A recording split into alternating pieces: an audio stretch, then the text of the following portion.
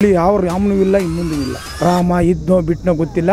ಭೀಮ ಹುಟ್ಟಿರ್ತಕ್ಕಂಥ ಕೂಡ ಇದೆ, ಬುದ್ಧನ ಹುಟ್ಟಿರ್ತಕ್ಕಂಥ ಕೂಡ ಇದೆ, ಬುದ್ಧನ ಇತಿಹಾಸದ ಜಾಗ ಕೂಡ ಇವತ್ತು ಕೂಡ ಇದೆ. ನಾವೆಲ್ಲರೂ ಕೂಡ ಭೀಮನ ಮಕ್ಕಳು, ನಾವ್ಯಾರು ಕೂಡ ರಾಮನ ಮಕ್ಕಳಲ್ಲ. ದಲಿತರ ಜಮೀನುಗಳಲ್ಲಿ ದಕ್ಷಿಣ ಅಯೋಧ್ಯೆಯನ್ನು ಮಾಡಬೇಕು ಅಂತಕ್ಕಂಥ ಸಂಸ್ಕೃತಿಯನ್ನು ಹುಟ್ಟಾಗ್ತದೆ. ನೀವು ಒಂದು BJPಲೇ ಇರ್ಬೋದು, JDS ಇರ್ಬೋದು, ಕಾಂಗ್ರೆಸ್ಲಿ ಇರ್ಬೋದು, ನನಗೆ ಗೊತ್ತಿಲ್ಲ. ಆದರೆ ಒಂದು ಕೋಮುವಾದವನ್ನು ಸೃಷ್ಟಿ ಮಾಡೋದಿದೆಯಲ್ಲ, ಭಾಳ ಅಪಾಯಕಾರಿ ಈ ದೇಶಕ್ಕೆ. ಏನು ಇಲ್ಲಿ ಒಂದು ಕಲ್ಲು ಶಿಲೆಗೆ ಸಿಕ್ಕಿದೆ ಅಂತಕ್ಕಂಥದ್ದು, ಅದು ಇಲ್ಲಿ ಒಂದು ರಾಮ ಮಂದಿರ ಕಟ್ತಕ್ಕಂಥದ್ದು ಅಗತ್ಯತೆ ಇಲ್ಲ. ಅಯೋಧ್ಯೆಯಲ್ಲಿ ಕಟ್ಟಿರ್ತಕ್ಕಂಥ ರಾಮ ಮಂದಿರ ಇದೆಯಲ್ಲ, ಅದು ಬುದ್ಧ ಮಂದಿರ, ಅದು ಬುದ್ಧ ವಿಹಾರ. ರಾಮ ಎಲ್ಲಿ ಹುಟ್ಟಿದ್ದೇನೆ ಅಂತಕ್ಕಂಥ ಸ್ಪಷ್ಟತೆ ಇಲ್ಲ ಇನ್ನೂ ಕೂಡ. ಉತ್ತರ ಭಾಗದಲ್ಲಿ ಹುಟ್ಟಿದ್ನ ಅಂತಾರೆ, ದಕ್ಷಿಣ ಭಾಗದಲ್ಲಿ ಹುಟ್ಟಿದ್ದೇನೆ ಅಂತಾರೆ, ಎಲ್ಲೋ ಹುಟ್ಟಿದ ಅಂತಕ್ಕಂಥ ಮಾತನ್ನು ಮಾತಾಡ್ತಾರೆ ಅಂಬೇಡ್ಕರ್. ನಾನು ರಾಮನನ್ನು ದೇವರೆಂದು ನಂಬುವುದಿಲ್ಲ, ಕೃಷ್ಣನ ನಾನು ದೇವರೆಂದು ನಂಬುವುದಿಲ್ಲ, ವಿಷ್ಣುವನ್ನು ನಾನು ದೇವರೆಂದು ನಂಬುವುದಿಲ್ಲ. ರಾಮನನ್ನು ತರುವುದ್ರ ಮೂಲಕ ಇಲ್ಲಿ ಕೋಮು ಗಲಭೆ ಸೃಷ್ಟಿಯಾಗ್ತದೆ, ಜಾತಿ ಗಲಭೆ ಸೃಷ್ಟಿಯಾಗ್ತದೆ, ಧರ್ಮಗಳ ನಡುವೆ ಸಂಘರ್ಷ ಆಗ್ತದೆ. ನಿಜವಾಗ್ಲೂ ಕೂಡ ರಾಮನ ರಾಜ್ಯದಲ್ಲಿ, ಅಯೋಧ್ಯೆಯಲ್ಲಿ ಸಮಾನತೆ ಇದೆಯಾ? ಯಾರೋ ದೇವರು ಅಂತಕ್ಕಂಥ ಕಲ್ಪನೆಯನ್ನು ಮಾಡಿ ನೀವು ನಮ್ಮ ಜನರನ್ನು ಮೌಢ್ಯ ಮಾಡ್ತಕ್ಕಂಥದ್ದಿಲ್ಲ. ಇದಕ್ಕೋಸ್ಕರ ನಾವು ಧಿಕ್ಕರಿಸಿದ್ದೀವಿ ಸರ್. ನಮ್ಮ ಪ್ರತಿಭಟನೆ ಯಾರ ಉದ್ದೇಶವಲ್ಲ.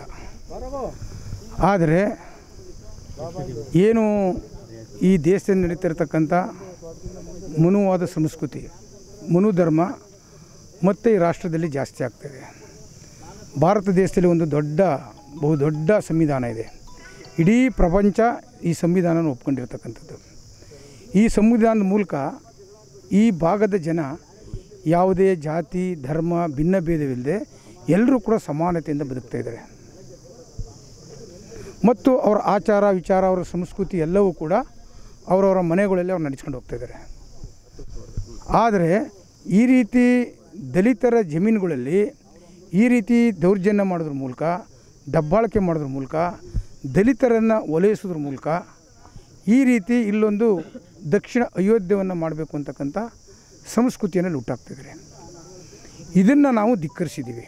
ಇವತ್ತೇನು ಇಲ್ಲಿ ಉದ್ಘಾಟನೆ ಆಗಬೇಕಾಗಿತ್ತು, ಶ್ರೀ ಪ್ರಸನ್ನ ವಿಶ್ವೇಶ್ವರ ಸ್ವಾಮೀಜಿಗಳು ಕೂಡ ಇಲ್ಲಿ ಬರ್ತೀನಿ ಅಂತ ಹೇಳಿದರು. ನಮ್ಮ ಮೈಸೂರು ಕೊಡಗು ಕ್ಷೇತ್ರದ ಸಂಸದರು ಕೂಡ ಇಲ್ಲಿ ಬರ್ತೀನಿ ಅಂತ ಹೇಳಿದರು. ಮತ್ತು ಈ ಭಾಗದ ಶಾಸಕರು ಕೂಡ GT ದೇವೇಗೌಡರು ಕೂಡ ಬರ್ತೀನಿ ಅಂತ ಹೇಳಿದರು. ನೋಡಿ, ಅವ್ರಿಗೆ ಒಬ್ಬ ಶಾಸಕರು, ಒಬ್ಬ ಸಂಸದರಿಗೆ ಅವ್ರ ಜವಾಬ್ದಾರಿ ಏನು? ಎಲ್ಲ ಸಮಾಜದ ಎಲ್ಲ ಧರ್ಮೀಯರನ್ನು ಕೂಡ ಗೌರವಿಸ್ತಕ್ಕಂಥದ್ದು, ಪ್ರೀತಿಸ್ತಕ್ಕಂಥದ್ದು ಮತ್ತು ಮೂಲಭೂತವಾದಂಥ ಹಕ್ಕನ್ನು ಕೊಡಿಸ್ತಕ್ಕಂಥದ್ದು ಅವರ ಜವಾಬ್ದಾರಿ, ಶಾಸಕರಿಗೂ ಸಂಸದರು. ಅದನ್ನು ಬಿಟ್ಟು ಒಂದು ಕೋಮುವಾದವನ್ನು ಪ್ರಚಾರ ಮಾಡುವಂಥ ನೈತಿಕತೆ ಅವ್ರಿಗಿಲ್ಲ. ಇದು ಅರೆಪ್ರಜ್ಞೆ ಅಂತ ಹೇಳ್ತೀನಿ. ನೀವು ಒಂದು BJPಲೇ ಇರ್ಬೋದು, JDS ಇರ್ಬೋದು, ಕಾಂಗ್ರೆಸ್ಲಿ ಇರ್ಬೋದು, ನನಗೆ ಗೊತ್ತಿಲ್ಲ. ಆದರೆ ಒಂದು ಕೋಮುವಾದವನ್ನು ಸೃಷ್ಟಿ ಮಾಡೋದಿದೆಯಲ್ಲ, ಭಾಳ ಅಪಾಯಕಾರಿ ಈ ದೇಶಕ್ಕೆ. ಮತ್ತು ನಾವೆಲ್ಲರೂ ಕೂಡ ಇಲ್ಲಿ ಒಂದು ಬಾಬಾ ಸಾಹೇಬ್ ಅಂಬೇಡ್ಕರ್ ಸಿದ್ಧಾಂತದಲ್ಲಿ ಹೋಗ್ತಿರ್ತಕ್ಕಂಥದ್ದು, ಸೌಹಾರ್ದಿತವಾಗಿ, ಶಾಂತಿಯುತವಾಗಿ, ಪ್ರೀತಿ, ಮೈತ್ರಿ, ಕರುಣೆ ಇವೆಲ್ಲವನ್ನು ಕೂಡ ಬುದ್ಧನ ಆದರ್ಶವನ್ನು ಇಟ್ಕೊಂಡು ನಾವೆಲ್ಲರೂ ಕೂಡ ಸಾಕ್ತೀವಿ. ಇಂಥ ಒಂದು ತತ್ವ ಸಿದ್ಧಾಂತ ಇರತಕ್ಕಂಥ ಜಾಗದಲ್ಲಿ ಕಳೆದ ಒಂದು ವರ್ಷ ನಾವು ಹೇಳಿದ್ದೀವಿ, ಏನು ಇಲ್ಲಿ ಒಂದು ಕಲ್ಲು ಶಿಲೆಗೆ ಸಿಕ್ಕಿದೆ ಅಂತಕ್ಕಂಥದ್ದು, ಅದು ಅವೈಜ್ಞಾನಿಕವಾದಂಥದ್ದು. ವೈಜ್ಞಾನಿಕವಾಗಿ ಇನ್ನೂ ಕೂಡ ಅದು ಇಲ್ಲಿದೆ ಕಲ್ಲು ಅಂತಕ್ಕಂಥದ್ದು ಯಾರು ಕೂಡ ಹೇಳಿಲ್ಲ ಸ್ಪಷ್ಟವಾಗಿ. 7-8 ಕಡೆ ಪರಿಶೀಲನೆ ಮಾಡಿದರೆ ಕೊನೆಗೆ ಅಂತಿಮವಾಗಿ 6 ಹಳ್ಳಿ ರಾಮದಾಸವ್ರ ಜಮೀನಲ್ಲಿ ಸಿಕ್ತು ಅಂತಕ್ಕಂಥ ಮಾತನ್ನು ವ್ಯಕ್ತಪಡಿಸಿದ್ದಾರೆ. ಅದೆಲ್ಲೂ ಕೂಡ ಇಂಥದ್ದೇ ಕಲ್ಲು ಅಂತಕ್ಕ ಯಾರೂ ಕೂಡ ಅದು ಐಡೆಂಟಿಫಿಕೇಷನ್ ಮಾಡಿಲ್ಲ.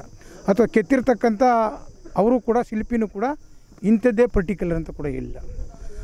ಮತ್ತು ಇಲ್ಲೇ ಬಂದು ಅದನ್ನು ಮರುಸ್ಥಾಪನೆ ಮಾಡ್ತಕ್ಕಂಥದ್ದು, ಇಲ್ಲಿ ಒಂದು ರಾಮ ಮಂದಿರ ಕಟ್ತಕ್ಕಂಥದ್ದು ಅಗತ್ಯತೆ ಇಲ್ಲ. ಯಾಕೆಂದರೆ ನೋಡಿ, ಅಯೋಧ್ಯೆಯಲ್ಲಿ ಕಟ್ಟಿರ್ತಕ್ಕಂಥ ರಾಮ ಮಂದಿರ ಇದೆಯಲ್ಲ, ಅದು ಬುದ್ಧ ಮಂದಿರ, ಅದು ಬುದ್ಧ ವಿಹಾರ. ನೀವು ಮೇಲ್ಗಡೆ ನೀವು ಕಟ್ಟಿದ್ರಿ, ಕೆಳಗಡೆ ನಮ್ಮ ಮುಸ್ಲಿಂ ಸಮುದಾಯದವರಿದ್ದರು, ಸಿಕ್ತು. ಅದಾದಮೇಲೆ ಅದರ ಕೆಳಗಡೆ ಡೆಪ್ತ್ಗೆ ನೀವು ಒಗೆದಂಥ ಸಂದರ್ಭ ಏನು ಸಿಕ್ತು ನಿಮಗೆ? ಅಲ್ಲಿ ಸಿಕ್ತಂಥದ್ದು ಬುದ್ಧನ ಶಿಲಾಶಾಸನಗಳು ಕೆಳಗಡೆ ಇದ್ದಂಥ ಡೆಪ್ತ್ಗೆ ಹೋದಾಗ. ನೀವೊಂದು ಗೋಡೆ ಹೊಡಿಬೇಕಾದ್ರೂ ಕೂಡ ಶಿಲಾಶಾಸನಗಳು ಇವತ್ತು ಕೂಡ. ಯಾಕೆಂದರೆ ಯಾರೇ ವಿಹಾರ ಕಟ್ಟಬೇಕಾದ್ರೂ ಕೂಡ ಅದು ಒಂದು ಒಂದು ಒಂದು ಒಂದು ಸಿದ್ಧಾಂತ ಇದೆ, ಮತ್ತು ಅದಕ್ಕೆ ಆದಂಥ ಒಂದು ವೈಜ್ಞಾನಿಕವಾದಂಥ ಚಿಂತನೆ ಇದೆ. ಅಲ್ಲಿ ನಾವು ಪುಸ್ತಕಗಳು ಇಟ್ಟಿರ್ತೀವಿ, ಬುದ್ಧರ ಅಸ್ಥಿ ಇಟ್ಟಿರ್ತೀವಿ, ಕೆಲವು ಸಾಮಗ್ರಿಗಳೆಲ್ಲವೂ ಕೂಡ ಬುದ್ಧನ ವಿಗ್ರಹಗಳನ್ನ ನಾವು ಕೆಳಗಡೆ ಇಳಿಸಿರ್ತೀವಿ. ಹಾಗಾಗಿ ನಮ್ಗೆ ಅಯೋಧ್ಯೆ ಅಂತಕ್ಕಂಥದ್ದು ಬುದ್ಧ ವಿಹಾರ, ಅದು ಯಾವ ರಾಮ ಮಂದಿರವಿಲ್ಲ. ರಾಮ ಎಲ್ಲಿ ಹುಟ್ಟಿದ್ದೇನೆ ಅಂತಕ್ಕಂಥ ಸ್ಪಷ್ಟತೆ ಇಲ್ಲ ಇನ್ನೂ ಕೂಡ. ರಾಮನ ಈ ಜಾಗದಲ್ಲಿ ಹುಟ್ಟಿದ್ನ ಅಂತಾರೆ, ಉತ್ತರ ಭಾಗದಲ್ಲಿ ಹುಟ್ಟಿದ್ನ ಅಂತಾರೆ, ದಕ್ಷಿಣ ಭಾಗದಲ್ಲಿ ಹುಟ್ಟಿದ್ದೇನೆ ಅಂತಾರೆ, ಎಲ್ಲೋ ಹುಟ್ಟಿದ ಅಂತಕ್ಕಂಥ ಮಾತನ್ನು ಮಾತಾಡ್ತಾರೆ. ಇದು ಭಾಳ ಅವೈಜ್ಞಾನಿಕವಾದಂಥದ್ದು. ಇದನ್ನು ನಾವು ಧಿಕ್ಕರಿಸಿದ್ದೀವಿ. ಮತ್ತು ಎಲ್ಲಕ್ಕಿಂತ ಹೆಚ್ಚಾಗಿ ಈ ಭಾಗದ ಶಾಸಕರಾದಂಥ ಜಿ ಟಿ ದೇವೇಗೌಡರು ಅವರೊಬ್ಬರು ಸಹಕಾರ ಸಚಿವರಾಗಿ ಸಹಕಾರ ಸಂಘದ ದಯಮಾಡಿ ಅವರು ಇಡೀ ದಲಿತರ ಜಮೀನನ್ನು ಅವರು KHB ಕರ್ನಾಟಕ ಹೌಸಿಂಗ್ ಬೋರ್ಡ್ಗೆ ಬರೆಸ್ಕೊಂಡು 1 ರೂಪಾಯಿಂದ 1,000 ರೂಪಾಯಿ ಬಾಳತಂದ 1 ರೂಪಾಯಿ ಮಾಡ್ಕೊಂಡಿದ್ರಿ, ಲಕ್ಷ ರೂಪಾಯಿ ಬಾಳತಂದ 10,000 ರೂಪಾಯಿ ಮಾಡ್ಕೊಂಡಿದ್ರಿ. ಇದೆಲ್ಲವನ್ನು ಕೂಡ ನೀವು ಆಸ್ತಿ ಮಾಡ್ಕೊಂಡಿದ್ರಿ. ನಿಮ್ಮ ಜಮೀನನ್ನ ಯಾಕೆ ಕೊಡಲಿಲ್ಲ, ನೀವು ಯಾಕೆ ದಾನವಾಗಿ ಕೊಡಲಿಲ್ಲ? ಇದು ಕೂಡ ರಾಮದಾಸ್ ಮನೆಯವರಿಗೆ ಪ್ರಚೋದನೆ ಮಾಡಿದ್ದಾರೆ ಜಿ ಟಿ ದೇವೇಗೌಡರು. ನಮ್ಮಿಂದ ಮತ ಹಾಕಿಸ್ಕೊಂಡು 3 ಬಾರಿ ಚಾಮುಂಡೇಶ್ವರಿ ಗೆದ್ದು ನಮ್ಮ ರಾಮದಾಸ್ ಕುಟುಂಬಕ್ಕೆ ಒಂಥರ ಮೋಡಿ ಮಾಡಿದ್ದಾರೆ. ಮತ್ತು ಅವ್ರಿಗೆ ಸ್ವಂತ ಬುದ್ಧಿ ಇಲ್ಲ ರಾಮದಾಸ್ ಅವ್ರಿಗೆ. ಯಾಕೆ ಒಬ್ಬ ಶಿಕ್ಷಕ, ಅವ್ರ ಮಕ್ಕಳು ಕೂಡ ವಿದ್ಯಾವಂತರು. ಅಂಬೇಡ್ಕರ್ ಕೊಟ್ಟಿರ್ತಕ್ಕಂಥ ಸಂವಿಧಾನ ಮತ್ತು ಮೀಸಲಾತಿ ಮೂಲಕ ಅವರು ಇವತ್ತೆಲ್ಲವನ್ನು ಆಸ್ತಿ, ಅಧಿಕಾರ, ಉದ್ಯೋಗವನ್ನು ಪಡೆದಿರ್ತಕ್ಕಂಥದ್ದು. ರಾಮದಾಸು ಕೂಡ ಇವತ್ತು 40,000 ರೂಪಾಯಿ ಪಿಂಚಣಿ ಪಡಿತೀರಿ ಅಂತ ಹೇಳಿದ್ರೆ ಅದು ಅಂಬೇಡ್ಕರ್ ಹೋರಾಟದಿಂದ. ಅವ್ರಿಗೆ ಬೇಕಾಗಿರೋದು ಅಂಬೇಡ್ಕರ್. ಇಲ್ಲಿ ಯಾವ ರಾಮನೂ ಇಲ್ಲ, ಇನ್ನೊಂದೂ ಇಲ್ಲ.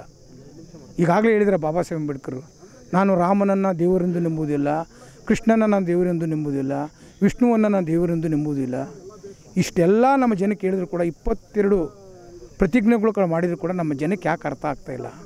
ಇವತ್ತಿಷ್ಟು ವಿದ್ಯಾವಂತರಾದರೂ ಕೂಡ ಇದನ್ನು ನೀವೆಲ್ಲರೂ ಕೂಡ ಬುದ್ಧನನ್ನು, ಅಂಬೇಡ್ಕರನ್ನು ನೀವು ಯಾರ್ಯಾರು ಫಾಲೋ ಮಾಡ್ತಾಯಿದ್ದೀರಿ, ಸ್ವಲ್ಪ ಜ್ಞಾನ ಇರಬೇಕು ನಿಮಗೆ. ಈ ಜ್ಞಾನ ಇಲ್ಲದಿದ್ದರೆ ಈ ರೀತಿ ಆಗ್ತದೆ ರಾಮದಾಸ್ ಮನೆ ಥರ. ಅದಕ್ಕೆ ರಾಮದಾಸ್ ಮನೆಯವರು ಕೂಡ ನಿನ್ನೆ ಕರೆದು ಇವತ್ತಿನ ಕಾರ್ಯಕ್ರಮ ರದ್ದು ಮಾಡಿದ್ದೀವಿ. ಅವ್ರದ್ದೇ ಜಾಗ ಇರ್ಬೋದು, ನಾವಿಲ್ಲ ಅಂತಲ್ಲ. ಆದರೆ ಈ ಸಮುದಾಯದಲ್ಲಿ ಹುಟ್ಟಿದರೆ ಇಡೀ ಸಮುದಾಯವನ್ನು ಎದುರಾಕೊಂಡು ಅವರು ಈ ಕಾರ್ಯಕ್ರಮ ಮಾಡೋಕ್ಕೆ ನಾವು ಬಿಟ್ಟಿಲ್ಲ. ಕೇಳಿದ್ವಿ, ಕನ್ವಿನ್ಸ್ ಮಾಡಿ ಅವ್ರ ಮಕ್ಕಳು 2-3 ಜನ ಬಂದಿದ್ದರು, ಕೂತ್ಕೊಂಡು ಮಾತಾಡಿ ರಾತ್ರಿ ತೀರ್ಮಾನ ಮಾಡಿ ನಾವು ಇವತ್ತು ಈ ನಡೀತಕ್ಕಂಥ ಕಾರ್ಯಕ್ರಮವನ್ನು ದಕ್ಷಿಣ ಅಯೋಧ್ಯೆಯನ್ನು ಮಾಡಬೇಕು ಹೊರಟಿದ್ರು. ಮತ್ತು ರಾಮನನ್ನು ಒಂದು ಶಿಲೆಯನ್ನು ಸ್ಥಾಪನೆ ಮಾಡಬೇಕು ಅಂತೇಳಿ ಕೆತ್ತನೆಯನ್ನು ಮಾಡಬೇಕು ಅಂತಕ್ಕಂಥ ಪ್ಲ್ಯಾನು ಕೂಡ ಇತ್ತು. ರಾಮನನ್ನು ತರುವುದ್ರ ಮೂಲಕ ಇಲ್ಲಿ ಕೋಮು ಗಲಭೆ ಸೃಷ್ಟಿಯಾಗ್ತದೆ, ಜಾತಿ ಗಲಭೆ ಸೃಷ್ಟಿಯಾಗ್ತದೆ, ಧರ್ಮಗಳ ನಡುವೆ ಸಂಘರ್ಷ ಆಗ್ತದೆ. ಈಗ ಅಯೋಧ್ಯೆ ಕಟ್ಟಬೇಕಾದ್ರೆ ಎಷ್ಟು ವರ್ಷ ಆಯ್ತು ಹೇಳಿ ನೋಡೋಣ, ಎಷ್ಟು ವರ್ಷ ತಡೀತಿ ಹೇಳಿ? ಕೋರ್ಟ್ಗೆ ಹೋಯ್ತು, ಸುಪ್ರೀಂ ಕೋರ್ಟ್ಗೆ ಹೋಯ್ತು, ಹೈಕೋರ್ಟ್ಗೆ ಹೋಯ್ತು, ಸಾಕಷ್ಟು ಕೋಮು ಗಲಭೆ ಆಯಿತು, 100 ಜನ ಪ್ರಾಣ ದಂಡಿರ್ತಿದ್ರು, ಬಡವರೆಲ್ಲ ಶೋಷಣೆಗೆ ಹೋದರು. ನಿಜವಾಗ್ಲೂ ಕೂಡ ರಾಮನ ರಾಜ್ಯದಲ್ಲಿ, ಅಯೋಧ್ಯೆಯಲ್ಲಿ ಸಮಾನತೆ ಇದೆಯಾ ಸರ್? ಸಮಾನತೆ ಇದೆಯಾ ಸರ್? ಹೇಳಿ ಸರ್ ನೀವೇ. ನಾನು ಯಾಕೆ ರಾಮನ ಕಟ್ಟಿದ್ರೆ ಏನಾಗ್ತದೆ ಅಂತ ಹೇಳಿದೆ. ಇವತ್ತು ಕೂಡ ದಲಿತರನ್ನ ಫ್ರೀಯಾಗಿ ಬಿಟ್ಟಿಲ್ಲ ಓಡಾಡೋಕ್ಕೆ. ಒಂದು ಮದುವೆಯಾಗಿ ಕುದುರೆ ಮೇಲೆ ಇರ್ತೀವಿ ಅಂತ ಹೇಳಿದ್ರೆ ಅವ್ರನ್ನ ದಬ್ಬಾಳಿಕೆ ಮಾಡ್ತಿದ್ದೀರಿ, ಕುದುರೆಯಿಂದ ಕೆಳಗಿಳಿಸ್ತಿದ್ದೀರಿ. ಒಂದು ವಾಚ್ ಕಟ್ಟಿದ್ರೆ ಕೈ ಕತ್ತರಿಸ್ತಿದ್ದೀರಿ, ಒಂದು ಒಳ್ಳೆ ಬಟ್ಟೆ ಹಾಕಿದ್ರೆ ಕತ್ತರಿಸ್ತಿದ್ದೀರಿ, ಒಂದು ಒಳ್ಳೆ ಹೆಣ್ಮಗಳು ಒಂದು ವಿದ್ಯೆ ಕಲ್ತ್ರಿ ಅಂತ ಹೇಳಿದ್ರೆ ಅವಳನ್ನ ಮಾನಭಂಗ ಮಾಡ್ತೀರಿ. ಅತಿ ಹೆಚ್ಚಾಗಿ ದಿನ ಇವತ್ತು ಕೂಡ ಒಂದು ತೆಗೀರಿ ನೀವು ಆ ಜಾಗದಲ್ಲಿ. ಅದು ಉತ್ತರ ಪ್ರದೇಶ ಇರ್ಬೋದು, ಮಧ್ಯಪ್ರದೇಶ ಇರ್ಬೋದು, ರಾಜಸ್ಥಾನ ಇರ್ಬೋದು, ಬಿಹಾರ್ ಇರ್ಬೋದು. ಇಂಥ ಕಡೆಯೆಲ್ಲ ಇವತ್ತು ಕೂಡ ಮನುಷ್ಯರಾಗಿ ಕಾಣದಿರ್ತಕ್ಕಂಥ ಆ ಒಂದು ದೇಶವೇನಾರು ಇದ್ದರೆ ಅದು ನಮ್ಮ ಭಾರತ ದೇಶ ಇವತ್ತು ಕೂಡ. ನಾನು ಯಾಕೆ ರಾಮನ ವಿರೋಧ ಮಾಡ್ತಾಯಿಲ್ಲ, ನಾನು ಅವನ ಹೆಸರಿನಲ್ಲಿ ನೀವು ಶೋಷಣೆ ದಬ್ಬಾಳಿಕೆ ಮಾಡ್ತಾಯಿದ್ದೀರಲ್ಲ, ಇದನ್ನು ನಾವು ಖಂಡಿಸ್ತಿರ್ತಕ್ಕಂಥದ್ದು. ಮತ್ತೊಂದು ಈ ಅಯೋಧ್ಯೆ ಮತ್ತು ಮತ್ತೊಂದು ಉತ್ತರ ಪ್ರದೇಶದಲ್ಲಿ ಆಗೋದು ಬೇಡ ಅನ್ನೋದಕ್ಕೋಸ್ಕರ ನಾವು ಅದನ್ನು ತಡೆದಿದ್ದೇವೆ ಹೊರತು ನಾವೆಲ್ಲರೂ ಕೂಡ ಭೀಮನ ಮಕ್ಕಳು, ನಾವ್ಯಾರು ಕೂಡ ರಾಮನ ಮಕ್ಕಳಲ್ಲ. ರಾಮ ಇದ್ನೋ ಬಿಟ್ಟನೋ ಗೊತ್ತಿಲ್ಲ, ಭೀಮ ಹುಟ್ಟಿರ್ತಕ್ಕಂಥ ಕೂಡ ಇದೆ, ಬುದ್ಧನ ಹುಟ್ಟಿರ್ತಕ್ಕಂಥ ಕೂಡ ಇದೆ, ಬುದ್ಧನ ಇತಿಹಾಸದ ಜಾಗ ಕೂಡ ಇವತ್ತು ಕೂಡ ಇದೆ. ಇವು ಯಾರು ಸತ್ಯ ಬಸವಣ್ಣ ಹುಟ್ಟಿರ್ತಕ್ಕಂಥದ್ದಿದೆ, ಕುವೆಂಪು ಹುಟ್ಟಿರ್ತಕ್ಕಂಥದ್ದಿದೆ, ಕನಕದಾಸ್ ಹುಟ್ಟಿರ್ತಕ್ಕಂಥದ್ದಿದೆ. ಯಾರು ಅವರೆಲ್ಲ ಹುಟ್ಟಿರೋ ಅವರೆಲ್ಲ ಮನುಷ್ಯರಲ್ಲ, ಅವರೆಲ್ಲ ಪ್ರೀತಿಸ್ತಿಲ್ಲ, ಗೌರವಿಸ್ತಿಲ್ಲ. ನಾವು ಅವ್ರನ್ನ ವಿರೋಧ ಮಾಡ್ತಾಯಿದ್ದೀವ? ಇಲ್ಲಿ ಯಾರೋ ದೇವರು ಅಂತಕ್ಕಂಥ ಕಲ್ಪನೆಯನ್ನು ಮಾಡಿ ನೀವು ನಮ್ಮ ಜನರನ್ನು ಮೌಢ್ಯ ಮಾಡ್ತಕ್ಕಂಥದ್ದಿಲ್ಲ. ಇದಕ್ಕೋಸ್ಕರ ನಾವು ಧಿಕ್ಕರಿಸಿದ್ದೀವಿ ಸರ್. ಒಬ್ಬ ಪ್ರತಿನಿಧಿಯಾದಂಥವರು ಜನರ ಸಮಸ್ಯೆಯನ್ನು, ಜನರ ನಾಡಿ ಮಿಡಿತವನ್ನು ನಾವು ಅರ್ಥ ಮಾಡ್ಕೋಬೇಕಾಗಿರೋದು. ಜನರ ನಾಡಿ ಮಿಡಿತವನ್ನು ನಾನು ಏನು ಮಾಡ್ತಾಯಿದ್ದೀನಿ ಅಂತಕ್ಕಂಥದ್ದನ್ನು. ಯಾಕೆಂದರೆ ಒಬ್ಬರು ನೀವು ಹೇಳಿದ್ರೆ ಈಗಾಗಲೇ ನಿಮಗೆ ರಾಮನಿಗೆ ಮಾಡಿದ್ರೆ ನಿಮ್ಗೆ ಏನು ತೊಂದರೆ ಅಂತ ನಾನು ಎಲ್ಲವನ್ನೂ ಕೂಡ ಬಿಡಿಸಿ ಹೇಳಿದೆ. ಆ ಥರ ಅವರು ಕೂಡ ತಿಳ್ಕೋಬೇಕಾಗಿತ್ತು, ಆದರೆ ಆ ಕೆಲಸ ಮಾಡಿಲ್ಲ. ಅವರು ಕೋಮುವಾದವನ್ನು ಸೃಷ್ಟಿ ಮಾಡಲಿಕ್ಕೆ ಅವರು ಒಬ್ಬರು ಕಾರಣಕರ್ತರು. ಇದನ್ನೆಲ್ಲವನ್ನು ಕೂಡ ನಾವು ಪರಿಗಣಿಸಿ ಇವತ್ತು 100 ಸಂಖ್ಯೆಯಲ್ಲಿ ಸೇರಿಸ್ತಕ್ಕ ಸಾಕ್ಷಿಯಾಗಿದ್ದೀವಿ. ನಾವು ಸಮಾನತೆ ಕೊಡಬೇಕಂತ ದೃಷ್ಟಿಯಲ್ಲಿ ನಾವು ಇಲ್ಲಿ ಒಂದು ಬೌದ್ಧ ವಿಹಾರವನ್ನು ಕಟ್ತೀವಿ ಮತ್ತು ಒಂದು ವಿಶ್ವವಿದ್ಯಾಲಯನೂ ಕೂಡ ಬೌದ್ಧ ದೇಶದಲ್ಲಿ ಮಾಡಬೇಕು ಅಂತ ಇದ್ದೀವಿ. ಶಿಕ್ಷಣ ಸಂಸ್ಥೆ, ಯಾಕೆಂದರೆ ಭಾಳಷ್ಟು ಬಡವರಿದ್ದಾರೆ ಮಕ್ಕಳು, ಇವತ್ತು ಭಾಳಷ್ಟು ಮಕ್ಕಳಿದ್ದಾರೆ. ಆಮೇಲೆ ದಾನಿಗಳು ಇವತ್ತು ಅತಿ ಹೆಚ್ಚಾಗಿ ಹಾರೋಹಳ್ಳಿ ಗ್ರಾಮದ ಮಾಜಿ ತಾಲೂಕ್ ಪಂಚಾಯತ್ ಸದಸ್ಯರಾದಂಥ ಸುರೇಶ್ ಕುಮಾರ್ ಅವರು ಮತ್ತು ಇನ್ನೊಬ್ಬರು ನಟರಾಜ್ರವರು, ದೇವರಾಜ್ರವರು ಮತ್ತು ರಾಮದಾಸ್ ಮಕ್ಕಳು ಕೂಡ 4 ಕುಂಟೆ ಕೊಡ್ತೀನಿ ಅಂತಕ್ಕಂಥ ಮಾತನ್ನು ಹೇಳಿದ್ದಾರೆ. ನಿಮ್ಮ ಒಳ್ಳೆ ಕೆಲಸಕ್ಕೆ ಅವ್ರ ಪೂಜೆ ಮಾಡ್ಕೊಂಡಿದ್ರೆ ನಾವ್ಯಾರು ಅಭ್ಯಂತರ ಇಲ್ಲ ಸರ್. ಅವರೇ ಪೂಜೆ ಮಾಡ್ಕೊಂಡು ನಾವು ಯಾರು ಅಭ್ಯಂತರ ಇಲ್ಲ. ಈಗಲೂ ಹೇಳ್ಬಿಡ್ತೀನಿ, ಅವ್ರ ಪಾಡ್ಗವ್ರು ಮಾಡ್ಕೊಂಡು ಹೋಗ್ತಿದ್ರು. ಇದನ್ನು ಕೋಮುವಾದಿ ಸೃಷ್ಟಿ ಮಾಡಲಿಕ್ಕೆ ಕೇಸರೀಕರಣ ಮಾಡೋಕ್ಕೆ ಕೊಟ್ಟರಲ್ಲ, ಅದು ನಮಗೆ ಮನಸ್ಸಿಗೆ ನೋವಾಗಿರ್ತಕ್ಕಂಥದ್ದು. ರಾಮದಾಸರು ಎಲ್ಲೇ ಬತ್ತಿದ್ರು, ಅವರಪ್ಪ ದಾಸಯ್ಯ ಪೂಜೆ ಮಾಡ್ಕೊಂಡು ಹೋಗ್ತಿರೋ, ಅವ್ರ ತಲೆ ಮುಗಿತಿತ್ತು. ನಾವು ಅದ್ರ ಬಗ್ಗೆ ನಾವು ಆಕ್ಷೇಪಣೆ ಇಲ್ಲ.